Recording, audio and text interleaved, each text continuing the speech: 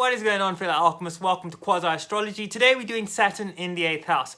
But firstly, I just want to touch on all the new subscribers. Thank you so much for all of the support. Thank you for joining. And more importantly, I hope you're all doing all right and your chakras are all in alignment and you're ready to get stuck into this one. We're doing Saturn in the 8th house. So let's get straight into it. So Saturn in the 8th house. What a placement. What a placement. Remember, Saturn is the planet of karma. And the 8th house is the house of karma. This is the house of death, transformation. This is the house that is ruled over by the most powerful sign in the zodiac, Scorpio, which falls underneath the Scorpius constellation.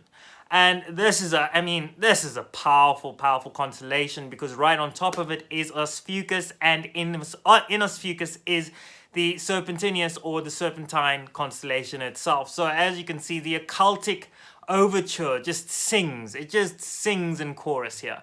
And when you have the planet of karma, remember, by karma I mean this is the planet of the golden age. This is the planet that ruled over the 4th Atlantean root race. Now, I mean, when I talk about root race, don't assume I'm talking about the modern day ethnic races that we see before us. I'm talking about the root races, which is about our metaphysical spiritual development as humanity, as a species, as a collective.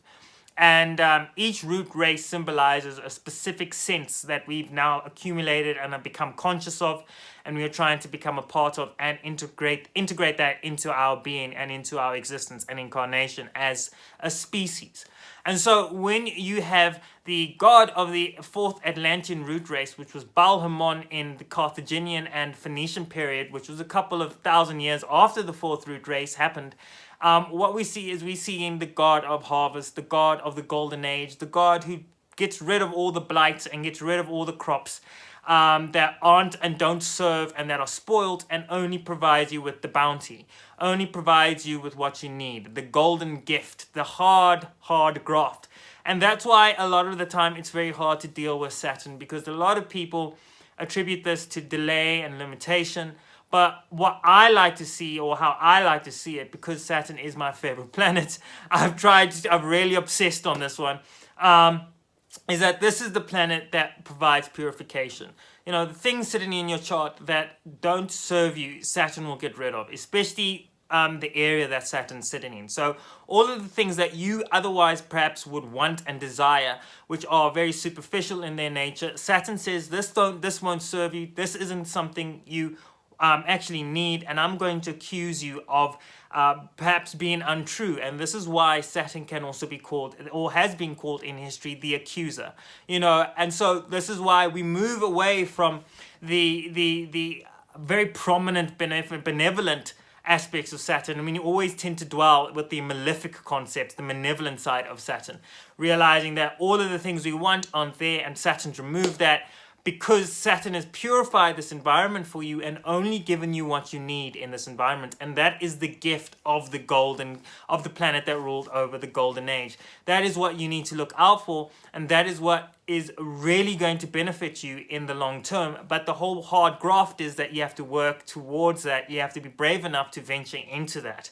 And when it is sitting in the 8th house, you have to be incredibly brave to venture into that. You know, a lot of the time, if you go online, there will be a lot of talk about the 8th house being and Saturn in the 8th house, all about hard work, hard grit, you know, just dedication to your craft and continuously pursuing and sustaining yourself, because Saturn's about resilience. And whilst there is that playing a role, remember, the 8th house is the most tumultuous house in the zodiac. It is the most powerful house in the zodiac. It represents the undulating serpentine energy, which proliferates this part of the houses. This is the fixed water house of Scorpio. It's ruled over traditionally by Scorpio, which has Pluto and Mars as its esoteric and traditional rulers, playing a role in Scorpio, and of course the house that it rules over, the 8th house.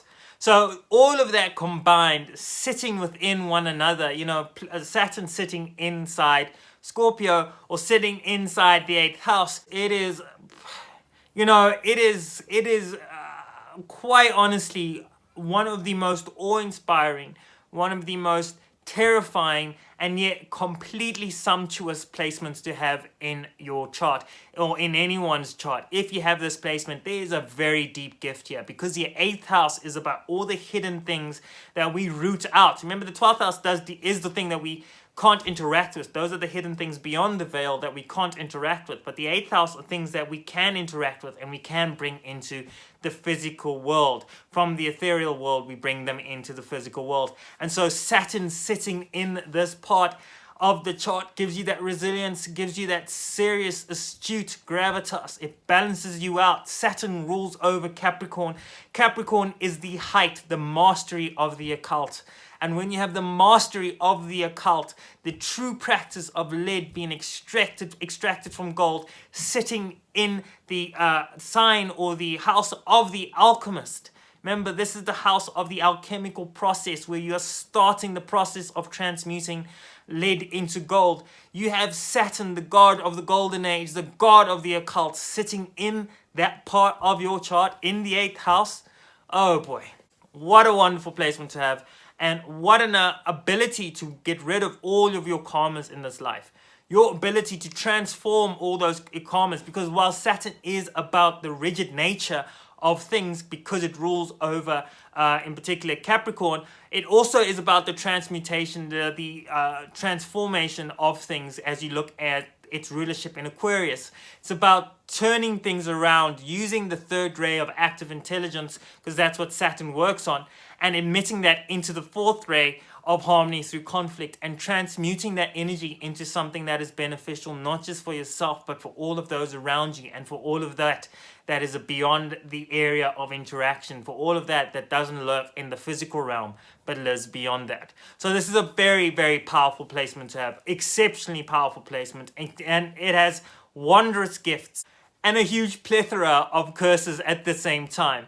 But with the resilience provided by Saturn, with that astute gravitas, with that wisdom that comes with the planet of the golden age, Balhamon, there's a drastic ability, a huge ability, a bountiful, benevolent ability to express yourself positively here in the 8th house of transformation, death, and recreation. So, fellow alchemists, I hope you really enjoyed that one. Please don't forget to subscribe, drop a like down below, go into the comment section down below, tell us what it's like having Saturn in the 8th house for you, all of the things you deal with, and I'll see you in the next one when I do Saturn in the 9th house.